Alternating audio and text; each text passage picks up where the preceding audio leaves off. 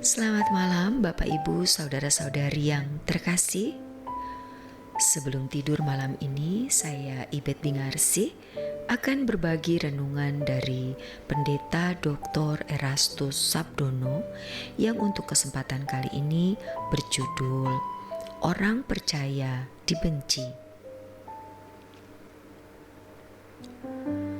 Orang percaya yang setia kepada Yesus tidak mungkin disikapi ramah oleh dunia.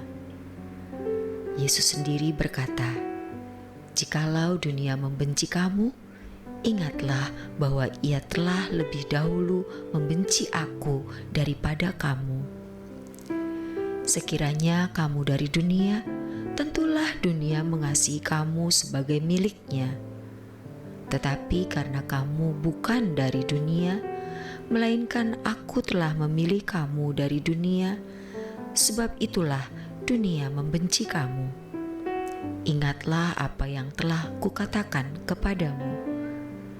Seorang hamba tidaklah lebih tinggi daripada tuannya. Jikalau mereka telah menganiaya aku, mereka juga akan menganiaya kamu. Jikalau mereka telah menuruti firman-Ku, mereka juga akan menuruti perkataanmu. Tetapi semuanya itu akan mereka lakukan terhadap kamu karena namaku, sebab mereka tidak mengenal Dia yang telah mengutus aku."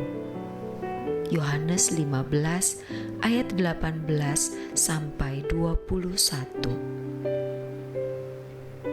Orang percaya pasti teraniaya oleh dunia ini.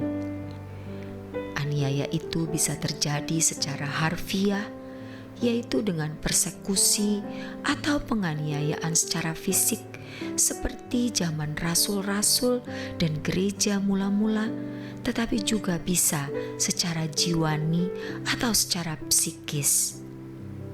Dalam 2 Timotius 3 ayat 12, firman Tuhan mengatakan, "Memang setiap orang yang mau hidup beribadah di dalam Kristus Yesus akan menderita aniaya."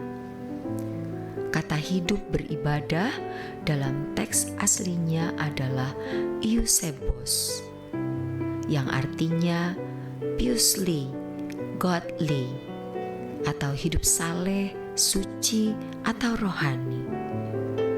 Orang yang hidup saleh atau hidup suci adalah orang-orang yang tidak hidup menurut hikmat dunia atau penguasa kegelapan. Orang-orang percaya yang hidup suci ini pasti hidup dalam tekanan, persekusi, dan ketidaknyamanan.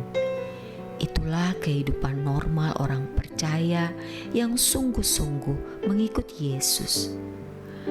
Dalam sejarah gereja mula-mula, Allah meletakkan kekristenan dari pengaruh spirit agamani dengan cara membangkitkan aniaya dari pihak pemimpin agama Yahudi kepada orang-orang percaya. Pada waktu itu, orang percaya baru disebut sebagai orang Kristen karena perilaku mereka seperti Yesus. Allah juga membuat perpisahan antara kekristenan dengan dunia atau dari pengaruh hikmat dunia dengan membangkitkan aniaya dari pihak Kekaisaran Roma. Penganiayaan tersebut merupakan cara Allah memelihara gerejanya seperti yang tertulis dalam Wahyu 12 ayat 6. Maka wanita itu lari ke padang gurun, ke tempat yang sudah disediakan oleh Allah baginya. Di tempat itu ia akan dipelihara 1260 hari lamanya. Padang gurun selalu berbicara mengenai keadaan sulit. Tetapi justru dalam kesulitan tersebut, iman Kristen terpelihara. Dalam keadaan aniaya, orang Kristen dapat menjaga kenormalannya sebagai pengikut Yesus. Dengan demikian, penganiayaan yang dialami oleh orang percaya adalah berkat kekal dari Allah. Ketika gereja mulai mendapat angin segar dari dunia, yaitu ketika Kaisar Roma memberi maklumat yang disebut sebagai Maklumat Milan atau Edict of Milan, di mana orang Kristen diberi keleluasaan untuk menjalankan keimanannya pada tahun 313. Pada dekade itu, kekristenan mulai diterima oleh Kekaisaran Roma dan masyarakat luas.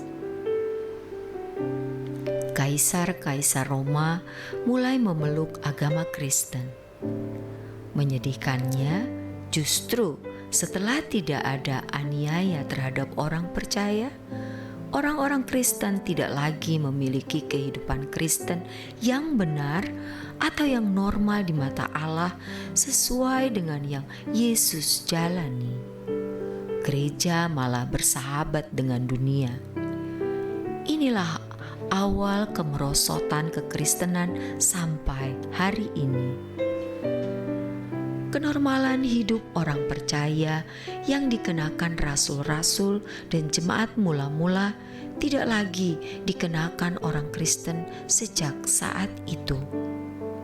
Kehidupan mereka menjadi berubah tidak normal di mata Allah, yaitu ketika kenyamanan hidup ada dalam kehidupan orang-orang Kristen.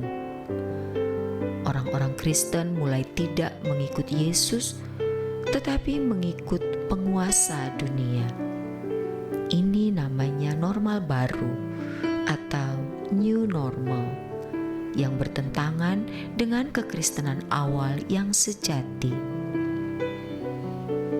Pada dasarnya, kehidupan normal orang percaya yang benar adalah mengenakan gaya hidup atau cara hidup Yesus dalam segala hal. Ini adalah gaya hidup yang tidak dikenal oleh dunia.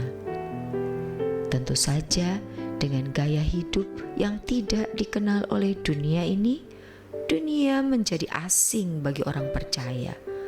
Atau di lain pihak, orang percaya menjadi asing bagi dunia. Dengan kalimat lain, yang normal bagi orang percaya menjadi tidak normal bagi dunia, dan sebaliknya, yang normal bagi dunia tidaklah normal bagi orang percaya. Dalam hal ini, mestinya kehidupan orang percaya memang bertolak belakang dengan pola berpikir dan gaya hidup anak dunia. Itulah sebabnya firman Tuhan mengatakan agar orang percaya tidak serupa dengan dunia ini. Roma 12 ayat 2. Dalam pergaulan sosial, kehidupan orang percaya yang normal, yaitu mengenakan kehidupan Yesus, mengancam kehidupan anak-anak dunia yang memiliki kenormalannya sendiri. Kehidupan orang percaya yang normal tersebut secara tidak langsung menghakimi kehidupan anak-anak dunia. Tidak heran kalau orang-orang Kristen yang normal dicap sebagai fanatik, ekstrim, sok suci, dan lain sebagainya. Orang Kristen yang benar bukan saja mendapat tekanan dari orang-orang di luar gereja atau orang yang beragama lain, melainkan juga dari orang-orang Kristen duniawi yang mengenakan kenormalan hidup anak dunia. Orang percaya yang setia kepada Yesus tidak mungkin disikapi ramah oleh dunia. Mereka pasti teraniaya oleh dunia. Demikianlah renungan malam kali ini. Kiranya renungan ini memberi pencerahan bagi kita semua. Selamat beristirahat dalam berkat Tuhan.